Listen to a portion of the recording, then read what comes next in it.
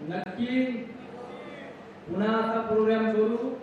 पुढच्या 1-2 महिन्यामध्ये पुन्हा आपण असा प्रोग्राम करू. काही काळजी करू नका. असाच आपण कोणती फी न घेता पुन्हा करू. कारण ही सेवा आहे. फक्त तुम्हाला अट एक आहे का येताना किमान 10 जण घेऊन या. आम्ही जमलो पाहिजे खर्च करून. तुम्ही आणताना जमलं नाही पाहिजे. आपण करू ते प्रोग्राम करू. तर आता जे आहे प्रश्नोत्तर रसाहार संदर्भात सगळ्यात महत्वाचं काय आहे की नवरात्राची आता उद्या परवापासून येते. तर बरेचसे साधक असतात तर ते विचारतात तर आम्हाला नवरात्राचा उपवास करायचा आहे. आता जे करतात त्यांच्यासाठी मी काही गोष्टी सांगतो. तर ते करायचं असेल तर काही स्टेप असतात मग कसं करायचं. कारण माझ्यासारख्यांनी नवरात्रामध्ये 2 वर्षापूर्वी केवळ 1 ग्लास पाणी रोज पिऊन 9 दिवस नवनाथ पारायणची पोथी वाचून होती. आणि 9व्या दिवशी मार्कंडेय पर्वतावर जाऊन मच्छिंद्रनाथांना जे वडे आवडतात ते द्यायला गेलो उपवासात आणि ते दिले आणि त्यानंतर मी माझा उपवास सोडला. तर एवढं कडक करायचं हे आपल्या शक्तीनुसार. म्हणून कुठलाही उपवास करणे सोपं राहतं. सोडणं सोपं नाही राहत. कारण उपवास केल्यानंतर लोकांना खायची इच्छा खूप होते आणि त्यांना असं वाटतं आता मी किती खाऊ आणि किती नको. तर उपवास करणं सोपं आहे, तोडणं सोपं नाही. म्हणून अशी चूक कधी करायची नाही की उपवास सोडताना खूप काही खायचं.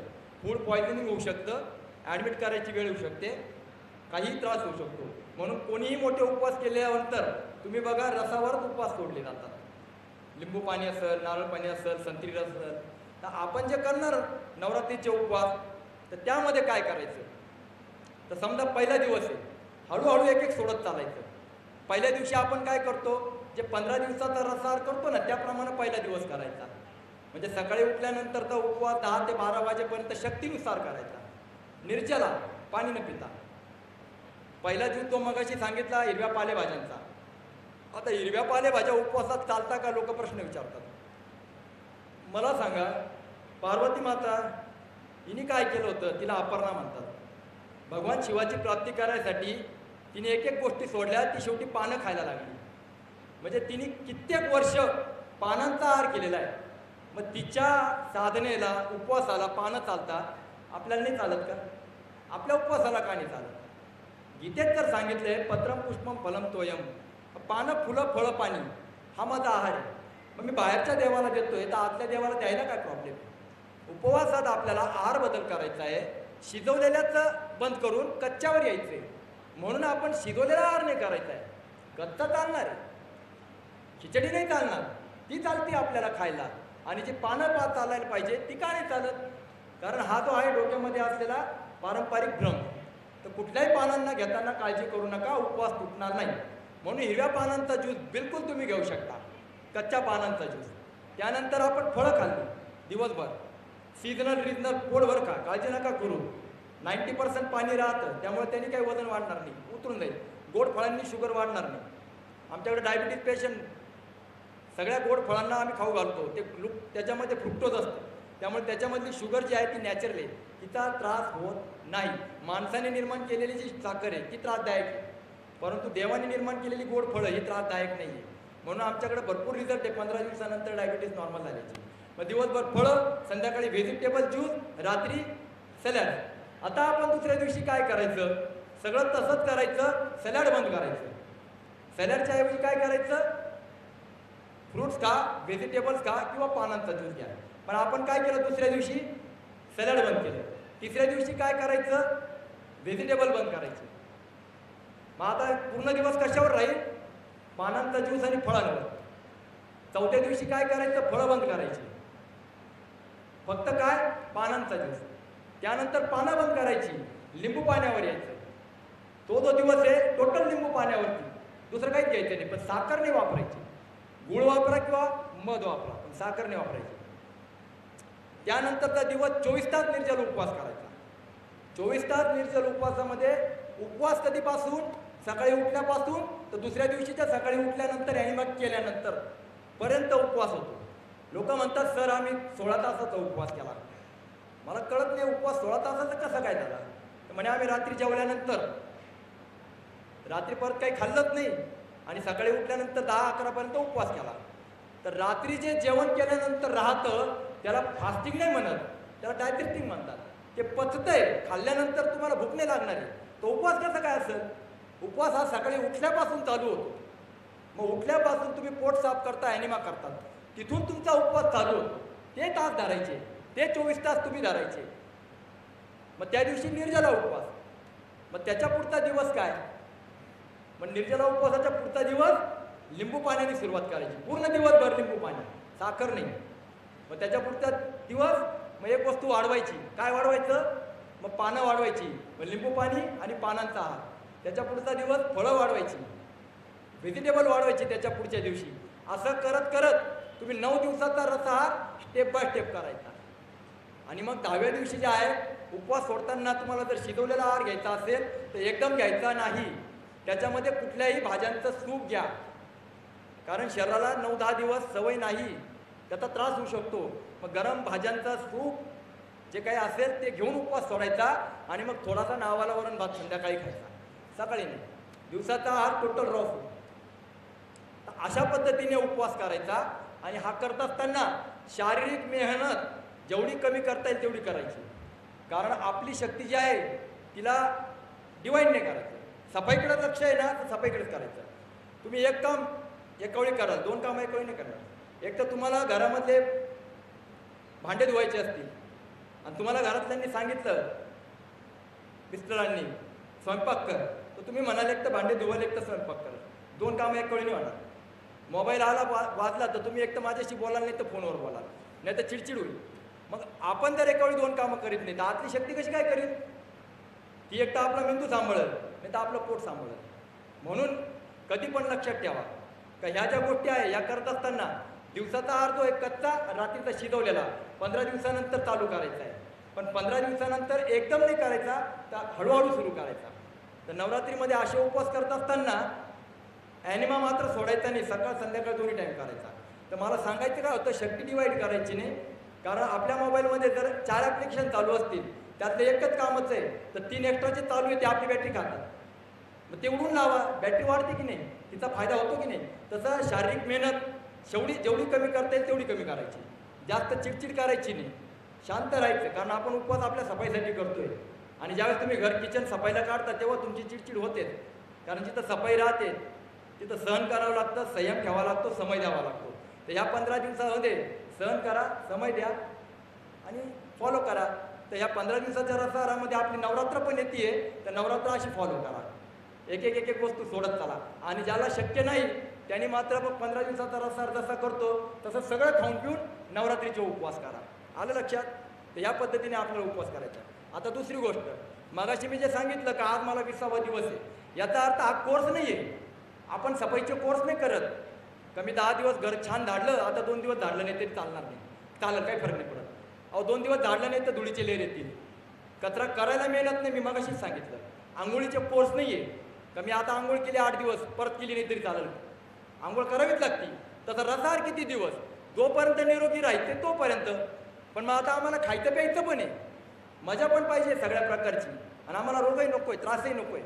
वास्तविक पाहता छापा काटा पैशाला आहे, तसं भोग त्याच्या विरुद्ध रोग. मग आपण जे खातोय ते भोग आहेत, त्याला विरुद्ध रोग येणारच आहे, त्याला पर्याय नाही दुसरा. मग मला त्याच्यातून वाचायचं आहे, मला दवाखाना नको आहे, मला मानसिक त्रास नको आहे. मग काय करा, ब्रेक लावा आपल्या जीवनाला आणि जेवणाला. मग त्यासाठी दिन में कच्चा आणि रात में पकाया. म्हणून वयाच्या 25 वर्षानंतर मी मगाशीच सांगितलं, सकाळचा आहार कच्चा, रात्रीचा शिजवलेला, या पद्धतीने चालू करा. तुम्हाला कुठल्या प्रकारे दवाखान्याची जायची वेळ येणार नाही. आज माझ्याकडे मोठमोठे MD डॉक्टर सुद्धा येतात. त्याचं कारण ते अपॉइंटमेंट घेऊन येतात परत. त्याचं कारण ते आयुष्यभर लोकांना गोळ्या खाऊ घालणारे डॉक्टर, जर गोळ्या औषधांनी माणूस बरा झाला असता तर डॉक्टर आज स्वस्त असते. आयुष्यभर दुसऱ्याला अध्यात्मामध्ये सल्ला देणारे खूप सारे गुरु महापुरुष तुम्हाला सगळ्या ठिकाणी भेटतील, ज्यांचं दर्शन करायला लाखो लोक गर्दी करतात. का तर त्यांची नजर आपल्यावर पडली तर आपले जे प्रॉब्लेम्स आहे त्रिविध ताप निघून जातील, म्हणून लाखो लोक गर्दी करतात. तेच महापुरुष किंवा गुरु आजचे जे काय असतील ते, त्यांना परमात्म्याचं ज्ञान आहे असं आपण म्हणू. ते अशा आजाराने ग्रस्त होतात तर शेवटी त्यांचे लाखो फॉलोअर्स देवाला प्रार्थना करतात का आमच्या महाराजांना गुरूंना बरं कर. मग विचार करा, ज्ञानाने फायदा झाला असता तर आज एक गुरु महाराज सुद्धा स्वस्त असते. माझ्याकडे भारतातले कितीतरी मोठमोठ्या आश्रमांचे गुरु महाराज यांचे नंबर्स आहेत का जे लोक आपलं फॉलो करतात ते. म्हणून तुम्हाला सांगतो का ज्ञानाने रिझल्ट असते तर मोठमोठे ज्ञानी आज खूप बसलेले, रिझल्ट नाही. दवाने फायदा झाला असता तर डॉक्टर स्वस्त असते. व्यायामाने जर तुमचे प्रॉब्लेम सॉल्व्ह झाले असते तर शेतकरी पहिले स्वस्त असतात. सकाळी 4ला उठून संध्याकाळच्या 6पर्यंत शेतकरी शेतात काय करतोय? व्यायामच करतोय. आपण 1-2 तासाचा व्यायामाचं फक्त कौतुक करतो, मी रोज व्यायाम करतो. शेतकरी शेतामध्ये दिवसभर घाम काढतो. पण आज प्रत्येक शेतकऱ्याच्या घरी जाऊन पहा, तुम्हाला काही ना काही औषधं दिसतील. माझ्याकडे खूप पेशंट येतात शेतकरी, प्रत्येकाला सेम आजार आहे जे आपल्याला आहे. आणि आज व्यायाम करताना अटॅक आलेले कितीतरी आपण व्हिडिओ पाहतोय, रील पाहतोय. डॉक्टर सांगता हलका व्यायाम करा. का हलका व्यायाम करा? याचा अर्थ आपण फिट नाही आहे. पहिले फिट व्हा आणि मग तुम्हाला काय एक्सरसाइज, योगा करायचं आहे, जिम करायची करा. म्हणून मी सांगतो, रसाहार करताना कुठल्याही प्रकारचं शारीरिक मेहनत जास्त करू नका. एकदा 4-5-6 दिवस झाले का मग तुम्ही पाहिजे तेवढं करा. मी 20-20 किलोमीटर सायकलिंग करून 1.5 तास योगा करणारा माणूस मी 3 महिने सलग करून दाखवलं. कुठल्याही प्रकारचं पाणी पित नव्हतो मी आणि कुठल्याही प्रकारचा थकवा नाही. एवढंच काय, केदारनाथ सारखा पहाड जे गेले त्यांना माहिती ते काय. जवळजवळ 16 ते 17 किलोमीटरची पहाडी वरती गेल्यावर ऑक्सिजन लेवल कमी होते. ती सुद्धा पूर्ण पहाडी मी निर्जल उपवास करून 18 अध्यायाचं पारायण करून वरच्या टोकापर्यंत गेलोय. आता जो ज्या जिने चढतो त्याला कळतं थकवा काय राहतो. कुठल्याही प्रकारचा त्रास झाला नाही. मी म्हणत नाही तुम्हाला एवढं करा, मला फक्त सांगायचं काय आहे का एनर्जी जी आहे ती शुद्धतेमध्ये आहे, ती कच्च्या आहारामध्ये, तिला फॉलो करून पहा. बाकी शिजवलेलं बंद करा हे मी म्हणतच नाही. पण दिन में प्रकृती देवायचा, रात में पत्नी देवायचा, जे आवडेल ते खा. आणि त्याही पुढे मी काय सांगितलं, एन्जॉय करायचं आहे. आपला एन्जॉय कशाला म्हणता? जे आपण हॉटेलमध्ये खाल्लं, पार्टीला खाल्लं, लग्नाला खाल्लं, कारण 4 मिक्स व्हायचं राहतं. वा, शनिवार रविवार तुम्ही पार्टी करा, लग्नांना खा, सगळं करा. फिरायला गेले तर 8 दिवस त्यांच्यासारखं राहा. कारण तुम्ही जर तुमचं डाएट तो दाखवलं तर त्यांना वेगळं वाटेल का हे आपल्यातले नाही आहे, त्यांचं होऊन जा. परंतु एकदा का आले घरी का मग मात्र मोकळं होऊन घ्या. कारण मी नेहमी सांगतो, भांडं मोकळं करायला शिका. आज भरलेलं भांडं आहे. लोक म्हणतात सर अर्धी पोळी खाल्ली तरी आमचं वजन उतरून नाही राहिलं, आम्ही तर खूप जाळतो शरीराला. कशाला शरीराला जाळतात? कर्षांत शरीरस्थम भूतग्रामचेतसा माम चैवंत शरीरस्थम तान्विद्या सुरनिश्चया. देवाने सांगितलंय 17व्या अध्यायामध्ये, शरीराला विनाकारण तकलीफ देणारा हा आसुरी वृत्तीचा आहे. म्हणून विनाकारण शरीराला जाळू पण नका. म्हणून मला सांगायचंय, एन्जॉय करा, सगळं खा, सगळं प्या, पण वेळच्या वेळी भांडं तर मोकळं करा. मग आपल्याला कळतंय मला ॲसिडिटी होते, गॅसेस होते, तकलीफ होतीये, म्हणजे माझं आता भांडं भरलंय, मोकळं करा. 10 दिवस नाही करू शकत, 15 दिवस नाही करू शकत, स्वतःला वेळ द्या. म्हणून हे जे आहे वेळच्या वेळी मोकळं व्हायचं, पुन्हा तो एन्जॉय करायचा आहे तुमच्यामध्ये तो करा. पण तुम्हाला लाईफ टाईम जर कधी डॉक्टरची पायरी चढायची नसेल तर दिवसाचा आहार कच्चा, रात्रीचा शिजवलेला, हे गणित कधीच विसरायचं नाही. आता तुम्ही म्हणाल तर सर सारी दुनिया तर सांगते. आता तुमच्या प्रश्नांच्या आधी मीच प्रश्नांची उत्तर देऊ राहिलो, कारण ही सिस्टम प्रॉपर समजली बी पाहिजे. मग सारी दुनिया सांगते, आम्ही तर असं ऐकलंय का सकाळी राजकुमारासारखं, दिवसा राजासारखं आणि रात्री काय भिकाऱ्यासारखं असं जेवण करावं, असं काहीतरी सांगतात. पण मी तुम्हाला सांगतो, सगळं तेच फॉलो करतात. ते रिझल्ट आहे का? असल तर आमच्या रस्त्याला लागू नका, आणि नसल तर वाद करू नका, अनुभव करा. कारण आपल्याला सल्ला नाही, आपल्याला रिझल्ट हवा आहे. मग आमची सिस्टम रिझल्ट देते, फॉलो करा ना. मग आता हे का करायचं? दिवसाचा आहार कच्चा, रात्रीचा शिजवलेला. क्षितिजल पावक गगन समीरा पंचरचितय अधिम शरीरा. हे शरीर पंचतत्वांनी बनलेलं आहे, पृथ्वी, आग, तेज, वायू, आकाश. तुम्ही आता कुठलीही सिस्टम बघा, ती हलक्यापासून जडकडे जाते. तुम्ही गाडीचे गेअर जरी टाकले तर तुम्ही डायरेक्ट 5वानी टाकत, 5वा गेअर टाकाल तर गाडी बंद पडते. पहिला, दुसरा, तिसरा, चौथा, 5वा. तुम्ही शाळेच्या परीक्षांना पेपरमध्ये उत्तर देताना पहिले सोप्या प्रश्नांची उत्तरं भराभरा दिली, मग अवघड प्रश्नांची दिली. कुठलीही गोष्ट हलक्यापासून जडकडे जाते. तसं जर आपली लाईफ सिक्युअर करायची आहे आजारांपासून तर पंचतत्व आहार प्रणाली सुरू करा. हलक्यापासून जडकडे जा, तुम्हाला कधीच त्रास होणार नाही. मग कसं? या सृष्टीमध्ये सगळ्यात हलकं तत्व काय? हलकं याचा अर्थ वजनाने. आणि सगळ्यात जास्त काय जे सगळीकडे, तर ते तत्व म्हणजे आकाश तत्व आहे. हे आकाश तत्व सगळ्या ठिकाणी, आणि हे काय आहे? हलकं आहे. आणि त्याच्यामध्ये काय? काहीच नाही. आता आपण आपल्या दिवसाची सुरुवात केली कमीत कमी 10, 11, 12, मी ॲक्च्युली 12 म्हणतो, पण आपले मन इतके कमजोर आहे म्हणून मला 10वर यावं लागतंय. वास्तविक 12 आहे, पण ठीक आहे 10पर्यंत का होईना करा. मग आपण जी दिवसाची सुरुवात केली ती कशाने केली? उपवासाने. उपवासात काय खाल्लं? काहीच नाही. म्हणजे पहिलं तत्व काय दिलं? आकाश तत्व. म्हणजे आपण ही सुरुवात केली, पहिला गेर पडला, आता दुसरा गेर टाकायचा. कारण आपल्याला आकाश तत्वामध्ये काहीच नसतं. आकाशापेक्षा जड काय राहतं? वायुतत्व. वायुतत्व मिळतं हिरव्या पानांमधून. म्हणून मी तुम्हाला काय सांगितलं? उपवास सोडताना हिरव्या पानांचा ज्यूस घ्या. आणि हे जे वायू असतात बॉडीमध्ये, प्राणापान उदानम्यान समान, हे हिरव्या पानांमुळे पॉवरफुल होतात. आणि ज्याचे पॉवरफुल झाले त्याला पोटाचे प्रॉब्लेम राहत नाही. म्हणून नियमित जे पशु हिरवा पाला खातात, चारा खातात, त्यांना पोटाचे प्रॉब्लेम नाही आहे. डाएटने फॉलो करावं लागेल. आपल्याला मात्र पोटाचे प्रॉब्लेम प्रत्येकाला आहे. किती किती उद्योग सांगतो आपण, चाला फिरा पळा, हे करा ते करा, रिझल्ट कुठे मिळतो? अरे पोट साफ आहे, मलाशय क्लीन करायचे आपल्याला. तर हे वायुतत्व जे आहे प्रभावी झालं तर पोटाचे प्रॉब्लेम राहणार नाही. म्हणून आपल्याला आकाशापेक्षा जड तत्व वायुतत्व आहे. मग आता तुम्ही 11-12 वाजता जेव्हा ज्यूस घेता त्यावेळेस तुम्हाला जी भूक आहे ती 2-3 तासानंतर लागते. कारण मी मगाशी काय वाक्य बोललो का 1 ग्लास ज्यूस एका जेवणाची ताकद देतो. तुम्ही 2 ग्लास प्या, 3 ग्लास प्या, एनर्जी किती टिकल? आता तुम्ही बसले, जेवण वगैरे केलं, मी सकाळपासून काय खाल्लंय? पाणीसुद्धा नाही. मगाशीच फक्त माझ्या ताईनी थोडंसं पाणी दिलं, तेवढं मी पिलं. ते पण आता आणलं म्हणून पिलं, नाही तर मी तेही सेमिनारला पित नाही. संध्याकाळच्या 5पर्यंत मला बोलतच राहावं लागतं. वास्तविक पाहता एवढं कोणी दुसरं केलं तर चक्कर येऊन पडायला बसलं. पण ही एनर्जी लेवल जी असते ती उपवासाने आणि रसाहाराने वाढते. म्हणून आम्ही हे नियमित करतोय. आज 10 वर्षापासून करतोय. हे काय आदत नाही करीत आहे. तर हा जो वायुतत्व हे हिरव्या पानांमधून मिळतं. ते तुम्ही जेवढं घ्याल तेवढं तुमच्यामध्ये रोगप्रतिकार क्षमता होईल. म्हणून मी कोरोनाच्या काळामध्ये क्लिनिक माझं कधीच बंद नाही केलं. आणि इथल्या हॉस्पिटल्स आणि जेवढे काही पेशंट असतील त्यांच्या घरी जाऊन माझी मिसेस जवळपास 12 ते 15 लिटर ज्यूस बनवायची. आणि मी घरोघरी जाऊन ज्यांना ज्यांना कोरोनाचे प्रॉब्लेम्स आहे हॉस्पिटलमध्ये जाऊन ICU मध्ये जाऊन मी हाताने ज्यूस दिलेले आहे त्यांना. आम्ही कधीच घाबरलो नाही. म्हणून आम्ही सल्ला द्यायला बसलेलो नाही. आम्ही हे जगून दाखवतोय. त्याचं कारण आम्ही ठरवलोय की या सिस्टमचे जर सिद्धांत सांगताय जा कुडा वा किडा, आणि किडा हा देवाने पाठवलेला सफाई कर्मचारी, तू तुझी बॉडी शुद्ध ठेव, तुला कुठलाच व्हायरस सतावणार नाही. मग आम्ही या रस्त्याने जर प्रामाणिक आहोत तर आम्हाला प्रॉब्लेम कसा येईल? या सिद्धांताने आम्ही जगतोय.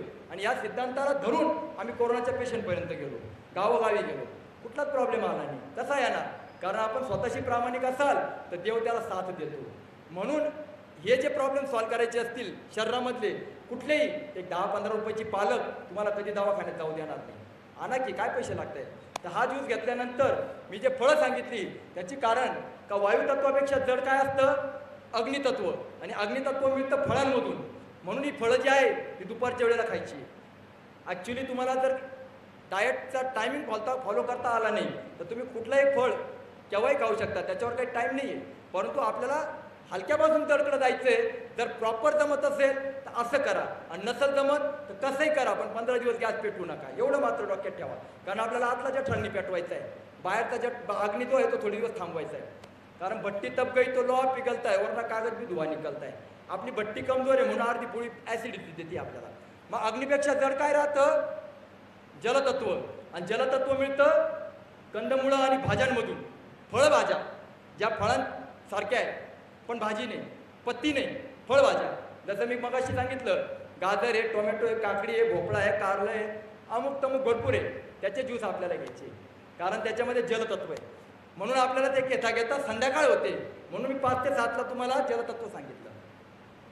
आणि रात्री मी काय सांगितलं? सॅलड खायचं. पण आता जर आपण रात्रीचं जेवायचं म्हणतोय, मग रात्री का जेवायचं?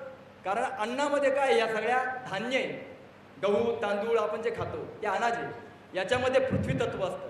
आणि पृथ्वी तत्व हे सगळ्या तत्वांपेक्षा जड आहे. मग जे आपण जड खातो ना तशा आपण बनतो. मग मला सांगा, आता एवढा सगळा कच्चा आहार केला, आपण जड बनलो का? आपल्याला जेवण करून सुद्धा जड नाही आहे. आपण हलकेच आहे. शरीर हलकं वाटतं किती खा. पण तुम्ही 2 पोळ्या खा आणि दुपारी बसा ऐकायला, तुम्हाला लगेच झोप यायला लागते. बॉडीमध्ये ॲसिडची मात्रा वाढायला लागते. म्हणून पोटभर जेवा आणि शरीराचं ऐका. मग मला सांगा, जेवण केल्यानंतर इंडिकेशन कसले येतात? कामाचे येतात का आरामाचे येतात? गाडीमध्ये पेट्रोल टाकलं तर गाडी ॲव्हरेज देते. आमच्या गाडीत पेट्रोल टाकलं म्हणजे खाल्लं तर आमचा आतला जो शक्ती आहे ती कामाचं इंडिकेशन देते का आरामाचं देते? आरामातच देते. आपण पोटभर जेवण केल्यावर आपल्याला सुस्ती येते, झोपावंसं वाटतं. झोपायचं कधी राहतं? दुपारी का रात्री? रात्री झोपायचं राहतं. म्हणून पोटभर खा आणि झोप आली झोपून घ्या. कारण एक वाक्य पुन्हा सांगतो, ही शक्ती एक काम दोनदा नाही करी, एक दोन कामं एकावेळी नाही करी. एक तर आपला मेंदू सांभाळत नाही तर पोट सांभाळत. कारण आपण ज्यावेळेस जेवण नसतं केलेलं त्यावेळेस आपला मेंदू तल्लक चालत राहतो. म्हणून आपल्या मुलांना पण अभ्यासाला आपण सकाळी लवकर उठवतो. रात्री जेवण करून जे आहे मुलं अभ्यासाला बसतात त्यांना सुस्ती येत राहते. आणि आपण पहाटे जे काही असतील ध्यान धारणा वगैरे ते जास्त करतो का? कारण पोट आहे ना हलकं झालेलं राहतं. जेवढं पोट हलकं तेवढा मेंदू जास्त तल्लक होतो. म्हणून आता ड्रायव्हरचं उदाहरण बघा, गाडी चालवणारा ड्रायव्हर पोटभर जेवून जर गाडी चालवायला लागला तर त्याला सुस्ती येते. कितीतरी ॲक्सिडेंट कशामुळे झाले? जेवण करून ड्रायव्हिंग केल्यानंतर सुस्ती आलेली आहे, झडप येते. आतली शक्ती सांगते मी पोट सांभाळू का मेंदू सांभाळू.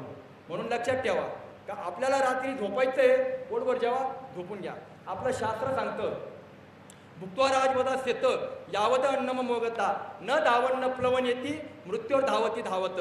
खाना खाने के बाद राजा की तरह सो जाओ. जेवण झाल्यानंतर राजासारखं झोपून घ्या.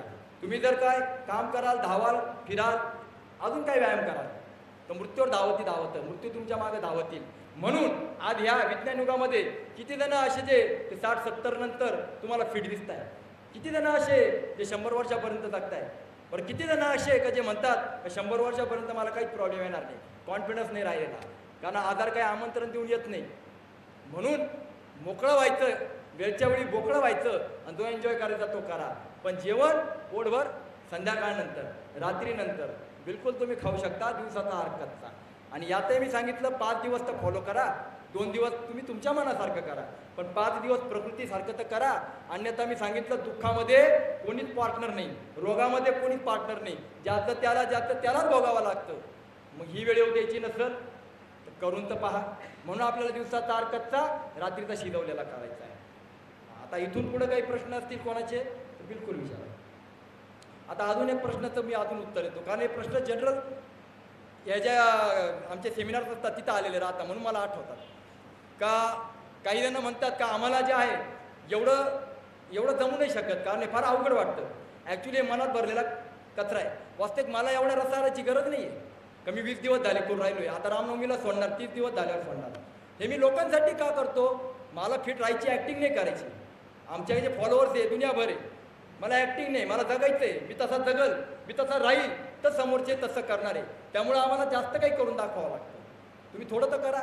तर मला म्हणायचं काय का हे 20 दिवसाचा, 15 दिवसाचा, 10 दिवसाचा कोर्स नाही, ही सुरुवात आहे. का नाही जमत तर 10 दिवस तर करा, पाहिजे तर नंतर सोडून द्या. 15 दिवस तर करा, पाहिजे तर सोडून द्या, पण सोडा, पण पुन्हा 10 दिवसांनी करा, 15 दिवसांनी करा. तर काही जणांचं म्हणणं एवढं जमत नसेल तर आम्ही कसं करायचं? मग सोपा इलाज सांगतो. दिन में कच्चा रात में पकाया, ही सिस्टम जी आहे ना याला मी पॅसेंजर ट्रेन म्हणतो. मग जी दिनचर्या मगाशी सांगितली ना, उपवास करा 11-12पर्यंत, पालक ज्यूस, फ्रूट्स, व्हेजिटेबल हे संध्याकाळपर्यंत, आणि रात्री तुमच्या मनाप्रमाणे जेवा, याला पॅसेंजर ट्रेन म्हणतो. म्हणजे तुमच्या मनाप्रमाणे पण चालू आहे आणि प्रकृतीच्या पद्धतीने पण चालू आहे. म्हणजे या 3 पद्धती आहे, एक रोगी, एक भोगी, एक त्यागी. पण रोगी पद्धत म्हणजे काय आहे? दोन्ही टाईम शिजवलेला आहार चालू ठेवणं. याने काय आहे, सगळ्यांनाच कळतंय काय काय प्रॉब्लेम निर्माण होतात ते, ही सगळ्यांची आहे. पण आपल्याला दुसरी पद्धत आहे की त्यागी, जी ऋषीमुनींची आहे, जे टोटली कच्चा आहार करतात. पण आपण संसारी माणसं आहे, आपल्याला एवढं नाही होऊ शकत. बोलताना माणूस बोलतो सर मी 3 महिने करीन, हे बोलणं झालं, करायला लागलं का नंतर माणूस पंक्चर होतो. मग आपल्याला ही त्यागी पद्धत जमणार आहे का? जमली तर चांगली, नाही जमणार मग काय करा, भोगी पद्धत करा. मग भोगी पद्धत म्हणजे काय? तुम्ही रसाहार पण करताय आणि शिजवलेलं पण खाताय, फक्त ते संध्याकाळनंतर. दिवसाचा आहार कच्चा आणि रात्रीचा शिजवलेला. ही पद्धत कधी 10 ते 15 दिवसाचा रसाहार केल्यानंतर. पण तुम्हाला नाही जमलं तर पहिल्या दिवसापासून पॅसेंजर ट्रेनमध्ये बसा.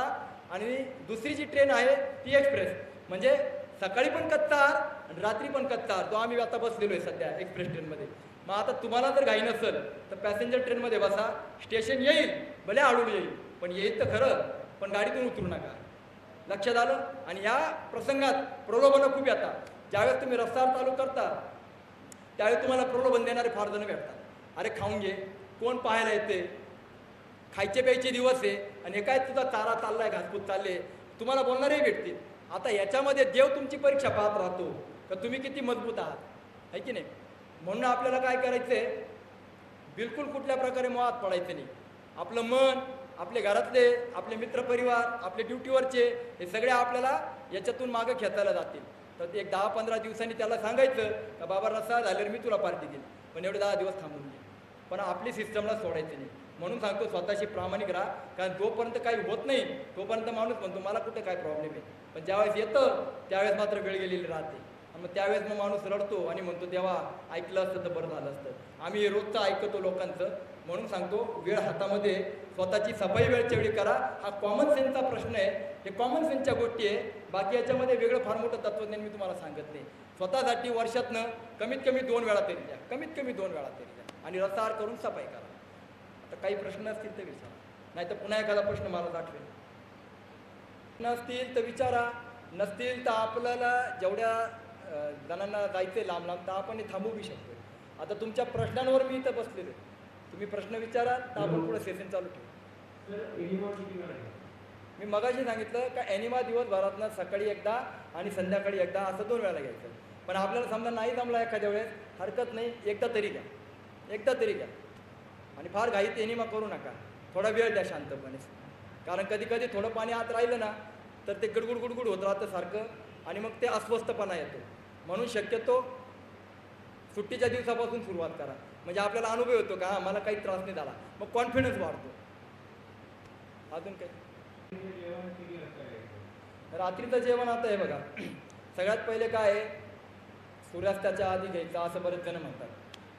परंतु आता आपली दिनचर्या अशी आहे की 9 आणि 10 वाजता घरी येणारी माणसं, बोलायला आणि तत्त्वज्ञान सांगायला सोपं राहतं, जगायला आवडत राहतं. त्यामुळे एकच लक्षात ठेवायचं, तुम्हाला रात्री जेवायचं आहे तर 10 वाजेच्या आत जेवायचं. 10 वाजेनंतर शक्यतो ॲसिडचं प्रमाण बॉडीत जास्त वाढतं. आता तुम्ही किती जेवता, काय जेवता, पुन्हा सांगतो ते महत्त्वाचं नाही. तुम्ही 10च्या आत केव्हाही जेवा, पण जेवण केल्यानंतर पोटभर जेवा, पण जेवण केल्यानंतर किमान त्या वेळेपासून 14 तास जे आहे ते स्वतःला सफाईला द्या. मग तुम्ही रात्री 10ला जर जेवत असाल तर सकाळच्या 12पर्यंत तुमचे 14 तास होत आहे. रात्री 8ला जेवत असाल तर सकाळच्या 10पर्यंत तुमचे 14 तास होत आहे. सफाईला वेळ द्या. म्हणून मी लोकांना सांगतो सफाईला वेळ जास्त द्या, खायला घाबरू नका, तुमचा प्रॉब्लेम सॉल्व्ह होईल. परंतु लोक जे आहेत सफाईला वेळ देत नाही आणि बाकीच्या वेळा खूप पाळतात. तर या पद्धतीने फॉलो करा. दिशा बदला. जे केलं त्यांनी जर रिझल्ट मिळाला नाही तर अजून किती वजन घेऊन फिरायचं, डायबिटीज, थायरॉईड, BP. 15 दिवसानंतर तुम्हाला 20 वर्षात जे मिळालं नाही ते 15 दिवसामध्ये तुम्हाला मिळालेलं राहील. अनुभव घ्या, अनुभव करा. तर गोळी जी आहे BPची ते फक्त ॲसिड बॉडीमध्ये, म्हणून 3ऱ्या दिवसापासून तुमचा BP नॉर्मल झालेला राहील, 3ऱ्या दिवसापासून. पण तुम्ही प्रॉपर रसाहार केला तर पहिले 1-2 दिवस तुम्हाला त्रास होऊ शकतो. जे घर 6 महिन्यांनी सफाईला काढतात त्या घरातच धूळ उडती ना, जे घर रोज झाडू मारतात तिथे नाही उडत ना. मग आता हे घर किती दिवसांनी सफाईला काढताय तर धूळ उडल ना, मग थोडा त्रास होईल, थोडं चक्कर आल्यासारखं होईल, थकवा आल्यासारखं होईल, सारखी झोप येऊ शकते. मग आपल्याला वाटेल हे काय चाललंय, अहो ही सफाई चालली, कारण शरीर सगळ्या मार्गाने घाण फेकणार आहे. म्हणून घाबरायचं नाही. हिम्मत आहे मरता तो मदत आहे खुदा. कारण हे आजार जर 20 वर्षापासून सांभाळताय, रिझल्ट नाही भेटला, कारण मी काय सांगितलं घरात रिझल्ट आहे, तुम्ही बाहेर केलं आहे. आता एवढं प्रामाणिकपणे करा आणि मनाला मजबूत ठेवा. पुस्तक दिलेलं आहे, या पुस्तकात सगळं सायन्स समजवलेलं आहे. गीता उपनिषदाच्या त्याच्यामध्ये समजवलेल्या आहार प्रणालीनुसारच लिहिलेलं पुस्तक आहे मी. याच्यामध्ये जेवढं समजवलं आहे तेवढं पहिले वाचून घ्या, म्हणजे अजून कॉन्फिडन्स वाढेल का हा रस्ता किती दिव्य आहे. जे 20 वर्षात नाही भेटलं ते काही खर्च न करता 15 दिवसात घरात मिळणार आहे. पण प्रामाणिकपणे फॉलो करा, गोळ्या बंद होतील. 4-5 दिवसानंतर BP चेक करा, गोळी घेऊ नका. थायरॉईडची गोळीसुद्धा 5 दिवसांनी घेऊ नका, ठीक आहे. फक्त जवळ राहू द्यायची, वाटलं तर घ्या, काही त्रास होणार नाही.